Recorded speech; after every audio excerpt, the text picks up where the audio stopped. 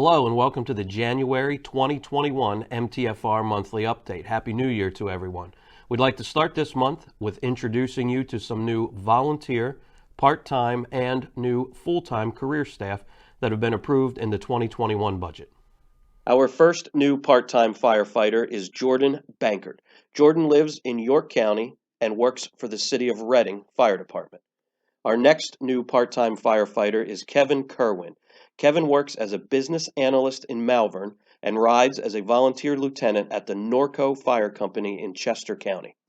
Our next new part-time firefighter is Randy Dahlheimer.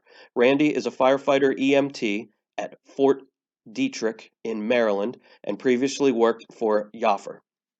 Our first new full-time firefighter is Austin Swigert. Austin comes to us after a career as an electrical apprentice. Austin also was in the United States Air Force and previously attended the Protective Services Academy at the CTC. Our next new full-time firefighter is Jordan Mehring.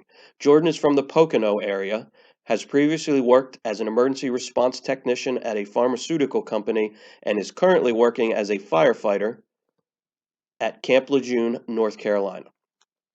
Our third budgeted full-time firefighter for this year will be Sam Welk. Sam has been working for MTFR as a part-time firefighter and previously attended the Hack Fire Academy and worked for the City of York. Sam will be moving over to full-time status.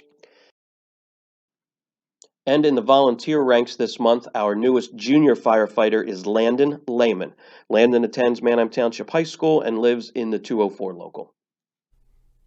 For this month, we have no fleet notes. Everything in the fleet is operating fine, and we have no special words from the fleet mechanic. Moving on to training, just a reminder that the yearly Hazmat Ops refresher courses are scheduled for February and March. That information has been posted, so please make sure that you sign up so that we have an accurate head count.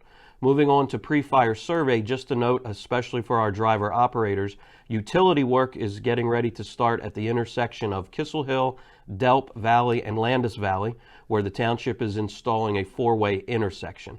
Utility poles have been set, so we expect that utility work of moving wires and removing poles to begin here in the next several weeks. So as you approach that intersection over the next several months, please use caution. Also this month, we'd like to give you a quick review of the project at the Lancaster Country Club. Construction is underway at the Lancaster Country Club. The first view is looking out over the golf course where the swimming pool used to be. This will now become the new pro shop.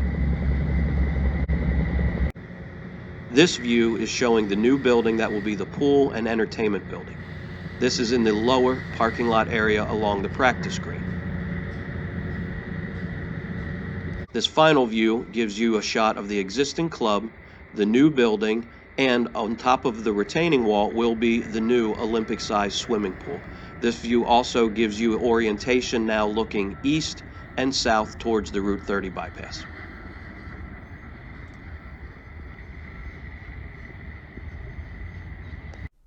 And finally this month, just a reminder again on COVID, please follow all the policies and procedures that have been put in place. Deputy Chief Bory did send an updated memorandum the other day that again outlines our policy and procedure both in the fire station and when on calls.